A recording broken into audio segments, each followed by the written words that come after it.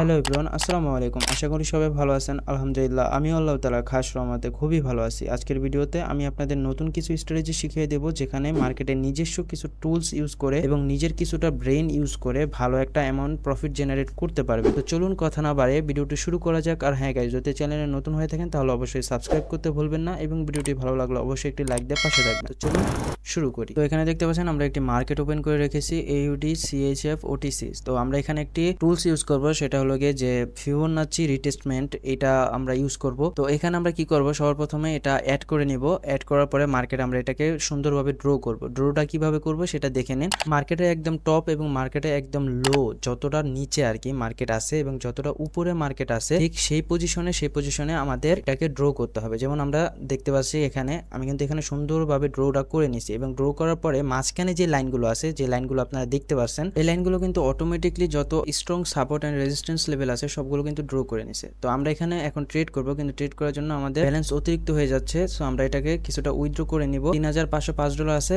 $600 মতন উইথড্র করে তারপর আপনাদের দেখাই। ওকে, তো আমাদের উইথড্র করা শেষ। তো এখানে দেখতে পাচ্ছেন আমরা কিন্তু অলরেডি একটা ট্রেড নিয়ে নিছি, কারণ এখানে আমি ভালো একটা অপরচুনিটি পেয়ে গেছি আপের জন্য। কেন ট্রেডটা নিলাম সেটা বলি। আমি কিন্তু আগে আপনাদের বলেছি যে আমরা যে লাইনটা ড্র করতেছি, এই লাইনের মাঝখানে যে লাইনগুলো থাকবে সেগুলো কিন্তু একদম স্ট্রং সাপোর্ট এন্ড রেজিস্ট্যান্সের লাইনগুলো থাকবে, ঠিক আছে। তো এখানে আমাদের ট্রেড নেওয়ার রিজন হলো গিয়ে যে আমরা দেখতে পারবো 1 মিনিটের ক্যান্ডেলে গেলে, এখানে গেলে দেখতে পারবো যে এখানে আমাদের একটি ফিবোনাচি লাইন আছে এবং এটা কিন্তু আমাদের একটা স্ট্রং সাপোর্ট লাইন, ঠিক আছে। যদি আমাদের রানিং ক্যান্ডেলটার আগের ক্যান্ডেল এবং তার আগের ক্যান্ডেল, রেড ক্যান্ডেলটার দিকে যদি খেয়াল করেন তাহলে দেখতে পারবেন যে ফিবোনাচি লাইনটাকে কিন্তু ব্রেক করে মার্কেট ডাউনে চলে আসছিল, কিন্তু ডাউনে আইসা মার্কেট ওই জায়গায় থাকতে পারেনি। ওই ফিবোনাচি লাইনের উপরে গিয়ে কিন্তু আমাদের রেড ক্যান্ডেলটা ক্লোজ হয়েছে। সো আমরা বুঝতে পারি যে এখানে আমাদের বায়ার্সরা এখন অ্যাক্টিভ হয়ে গেছে, তো এখন মার্কেট আপে চলে যাবে। সো যে কারণে আমরা এখানে পরপর 5টা ট্রেড নিয়েছি এবং এটা কিন্তু আমাদের ডিপলি প্রফিট চলে আসছে। তো এখন কথা হলো যে ফিবোনাচি লাইনের কোথায় ট্রেড নিলে আপনারা ভালো একটা অ্যামাউন্ট প্রফিট জেনারেট করতে পারবেন। আমি সবসময় বলি যে রিভার্সাল যেখান থেকে হয় সেখান থেকে নেওয়ার দরকার নাই, কারণ সেটা শুধু তারাই পারবে যারা মনে করেন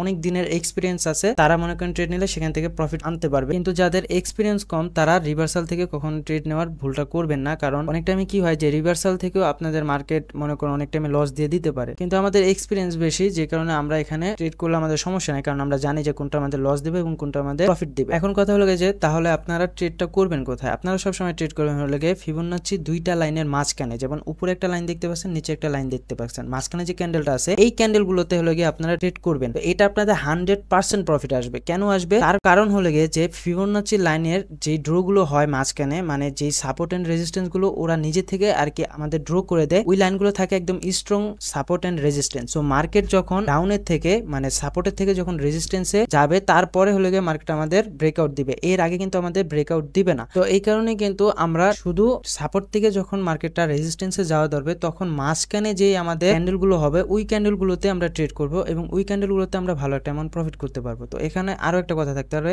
যে আমরা কিন্তু এখানে দেখতে পাচ্ছি আরো কিন্তু $600 ইনভেস্ট করে দিয়েছে, ঠিক আছে, আপের জন্য। এখন এটা কেন দিলাম সেটা আমি আপনাদের বলে দিই। এটা দেওয়ার রিজন হলো গিয়ে যে আমি আপনাদের বলেছিলাম যে সাপোর্ট থেকে যেহেতু মার্কেট রেজিস্ট্যান্সে যাচ্ছে, সো অবশ্যই রেজিস্ট্যান্সে টাচ করার পরে হলো গিয়ে মার্কেট ব্রেকআউট দিবে, এর আগে কিন্তু দিবে না। তো এখানে যদি মার্কেট এটাকে টাচ করে এবং আমাদের রেজিস্ট্যান্সটাকে যদি আপনার মার্কেট ব্রেক করে আপেও চলে যায় এবং আপে যদি যায়, যদি নাও থাকতে পারে, আপে থেকে যদি ডাউনেও আসে, তারপরেও আমাদের অল্প একটু ডাউন আসবে, মানে রেজিস্ট্যান্স থেকে অল্প একটু ডাউনে নাইমা তারপরে কিন্তু আমাদের একটা গ্রিন ক্যান্ডেলই থাকবে। সো আমরা ওইটাতেও কিন্তু প্রফিট করতে পারি, যে কারণে আমরা এখানে আপের জন্য ট্রেড নিয়ে নিয়েছি এবং ওইটা কিন্তু আমাদের প্রফিট হিসাবে আছে, দেখতে পাচ্ছেন। এখানে আমি আরো একটা ট্রেড নিলাম, এইটা নেওয়ার পিছনে লজিক আছে। এখন এই জায়গায় আমি আপনাদের সবার উদ্দেশ্যে বলতেছি, এই সব জায়গাতে আপনারা কখনো ট্রেড করবেন না, কারণ এই সব জায়গায় অনেকটা রিস্ক হয়। কেন রিস্ক হয় সেটা বলি, যে এই যে দেখেন মার্কেট কিন্তু কোনো সাপোর্ট বা কোনো রেজিস্ট্যান্সকে ব্রেকআউট ছাড়া কখনো ব্রেক করতে পারে না, ঠিক আছে। কিন্তু আমাদের এখানে একটা গ্রিন ক্যান্ডেল হয়েছিল, মানে যে ক্যান্ডেলে আমরা $600 ইনভেস্ট করে প্রফিট করলাম, ওই ক্যান্ডেলটা কিন্তু আমাদের রেজিস্ট্যান্স লাইনটাকে আপনার ব্রেক করে তারপর আপে চলে গেছে। সো এখানে অবশ্যই একটি ব্রেকআউটের চান্স আছে, তবে চান্স থাকলেও মনে করেন ওরকম চান্স নাই, কারণ ব্রেকআউট করার পর মানে ব্রেক করার পর রেজিস্ট্যান্সকে ব্রেক করার পর তারপরে একটি গ্রিন ক্যান্ডেল হবে, তারপরে হলো গিয়ে ব্রেকআউট দিবে। যেমন এখানে আমরা $200 ইনভেস্ট করছি। এখন কথা হলো অনেক টাইমে কি হয় মার্কেটে আমাদের মনে করেন কিছু সময় আর কি, কিছু সময় মার্কেট আমাদের ব্রেক করার পরে একটা ব্রেকআউট দিয়ে তারপরে আবার গ্রিন ক্যান্ডেল তৈরি করে, কিন্তু এখানে ডিরেক্ট যেহেতু আমাদের মার্কেট ব্রেক করছে, সো যে কারণে আমরা এখানে আরেকটা গ্রিন ক্যান্ডেল হবে আর কি, এই আশায় আমরা $200 ইনভেস্ট করে দিয়েছি। এই কারণে আর কি অল্প ডলার ইনভেস্ট করছি, বাট তারপর আমাদের এটা প্রফিট আসছে। বাট এখন রানিং যে ক্যান্ডেলটা চলতেছে এটা আশা করি যে আমাদের ডাউনে চলে আসবে, কারণ এইটা মনে করেন ব্রেক দিয়েই মানে ব্রেকআউট এটা দিয়ে তৈরি করে তারপরে মার্কেট যেদিকে মুভমেন্ট